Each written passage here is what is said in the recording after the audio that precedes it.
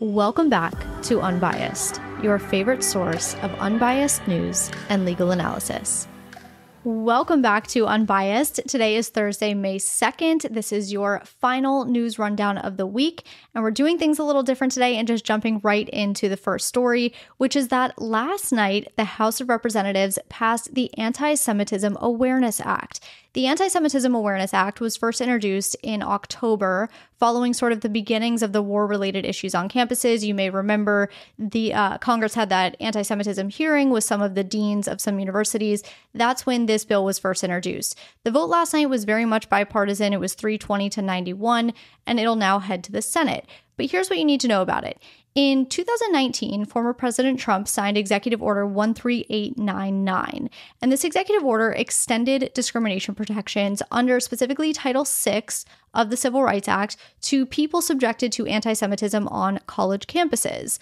Under the order, federal agencies, when enforcing Title VI, were directed to consider the definition of anti-Semitism as set forth by the International Holocaust Remembrance Alliance. So that definition, which we'll talk about in a minute, is the definition that the Department of Education and other agencies were instructed to use when evaluating whether on-campus discriminatory behavior was considered to be anti-Semitic and therefore a violation of Title VI. But the executive order also directed agencies to consider what are called contemporary examples of anti-Semitism to the extent that any of those contemporary examples might be useful as evidence of discriminatory intent. And these examples were also set forth by the International Holocaust Remembrance Alliance, or the IHRA, as you'll hear me refer to it as.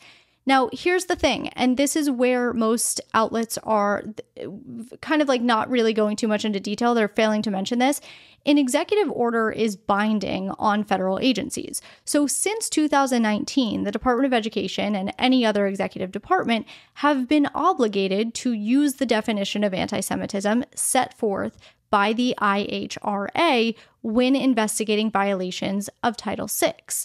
Where things differ, though, with this new law is that the new law would require executive agencies to consider those contemporary examples of anti-Semitism not just as evidence of discriminatory intent, but as actual anti-Semitism.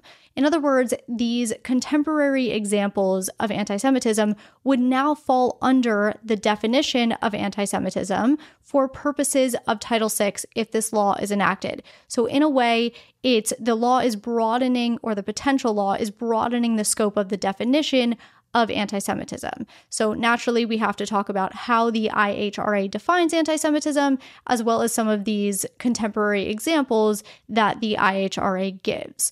The definition is this, quote, "Anti-Semitism is a certain perception of Jews which may be expressed as hatred toward Jews. Rhetorical and physical manifestations of anti-Semitism are directed toward Jewish or non-Jewish individuals and or their property, toward Jewish community institutions and religious facilities," end quote.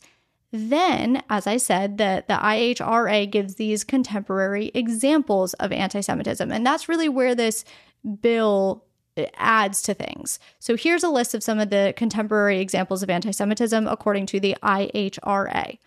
Calling for, aiding, or justifying the killing or harming of Jews in the name of a radical ideology or an extremist view of religion. Making mendacious, dehumanizing, demonizing, or stereotypical allegations about Jews as such, or the power of Jews as collective, such as, especially but not exclusively, the myth about a world Jewish conspiracy or of Jews controlling the media, economy, government, or other societal institutions. Accusing Jews as a people of being responsible for real or imagined wrongdoing committed by a single Jewish person or group, or even for acts committed by non-Jews. Applying double standards by requiring of it a behavior not expected or demanded of any other democratic nation, and holding Jews collectively responsible for actions of the State of Israel. And of course, that is not an exhaustive list of these contemporary examples. I do have them linked in the sources section of this episode, but that is the general idea. So again, under this Anti-Semitism Awareness Act that just passed the House, and if passed by the Senate and signed into law, what it changes is the fact that these examples that we just went over are now to be considered part of the definition of anti-Semitism rather than just mere evidence of discriminatory intent.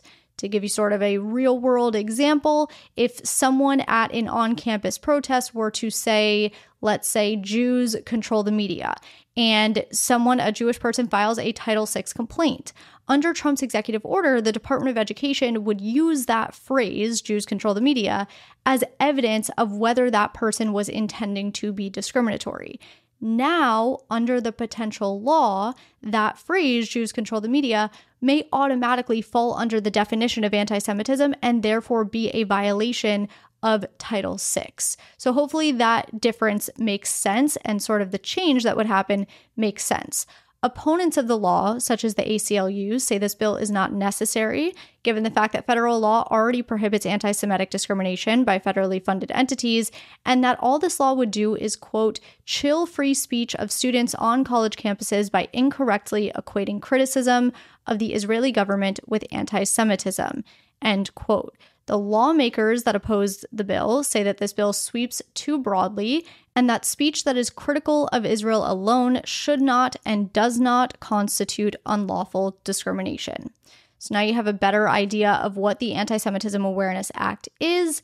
Let's now move on to a related topic, but switching gears a little bit, which is that you may or may not have heard that the Biden administration is considering bringing certain Palestinians from Gaza into the United States as refugees. But I want to talk about the story a little bit and distinguish between the facts and fiction just by talking about the facts as we currently know them and what we do know, because what we do know is really not a lot. What we know is that CBS News obtained internal government documents which allegedly show that in recent weeks, officials within the Biden administration across various agencies have been discussing the practicality of different options to resettle Palestinians from Gaza who have immediate family members that are either American citizens or permanent residents of the United States. According to some of the discussions, and again, all of this is what we know according to CBS News, Gazans would be required to pass a series of eligibility, medical, and security screenings, and also prove that they're fleeing persecution before they're able to obtain refugee status. And it's not clear exactly what that screening process would look like, or if the government officials have even outlined that process at this point.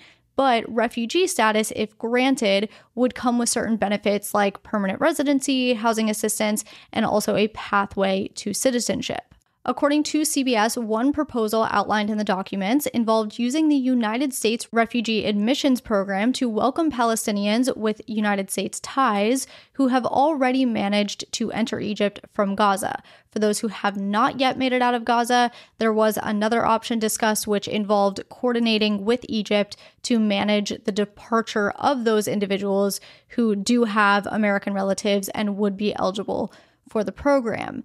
According to the Department of State, the United States Refugee Admissions Program is, quote, for individuals with humanitarian protection needs who have left their country due to persecution on account of a protected ground, cannot safely return home, and require permanent resettlement to a third country because they are unable to remain in the country where they currently reside, end quote.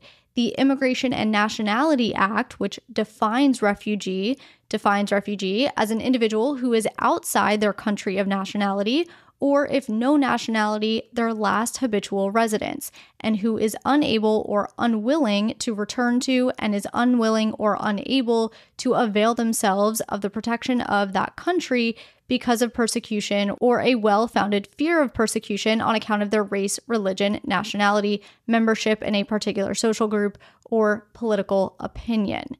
Now, President Biden has expressed his desire to just generally increase refugee settlements here in the United States as compared to administrations before him.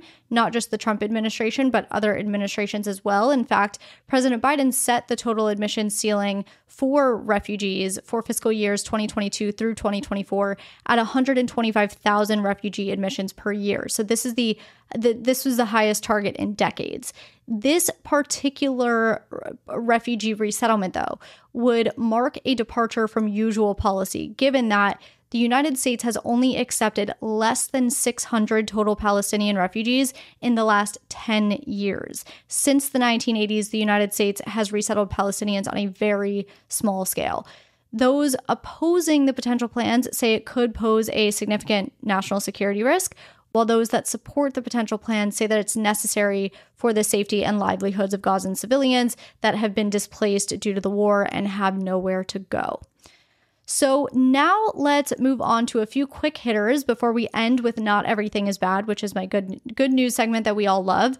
The first quick hitter being that the governor of Arizona is set to sign a bill that repeals a more than 100-year-old abortion ban after the state Supreme Court issued a ruling just a few weeks ago allowing the ban to be enforced.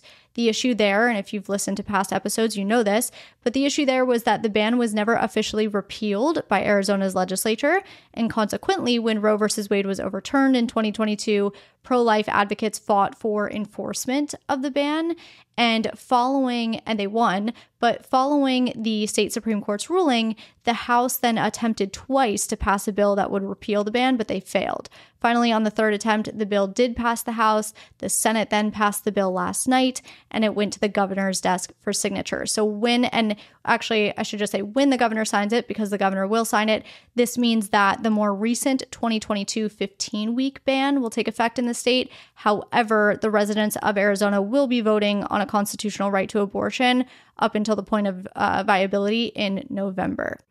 In other news, Universal Music Group announced a new licensing deal with TikTok yesterday, which will allow songs for UMG artists to return to the app. Songs from UMG artists have been off the app for nearly 3 months because UMG was unable to reach a deal with TikTok, or TikTok was unable to reach a deal with UMG, and that whole ordeal was over artist compensation and the use of AI. So finally reached a deal, and those artist songs will now be available on the app again.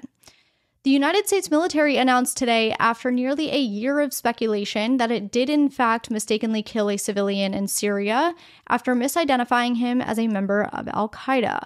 Following the May 3rd, 2023 strike, the man's family insisted he was not a member of Al-Qaeda, but instead a farmer and father of 10. 8 weeks later, the United States launched an investigation after it was ordered by the United States Central Command. That investigation concluded in November, but the Central Command just released the findings today, almost exactly a year to the day.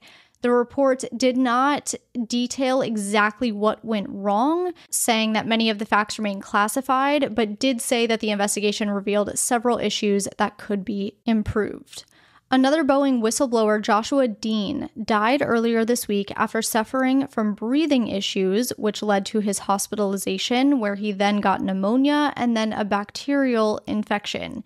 Dean's death comes just weeks after another Boeing whistleblower, John Barnett, was found dead in his car in Charleston, South Carolina, from an apparent self-inflicted gunshot wound. He was in Charleston being deposed about one of the Boeing factories.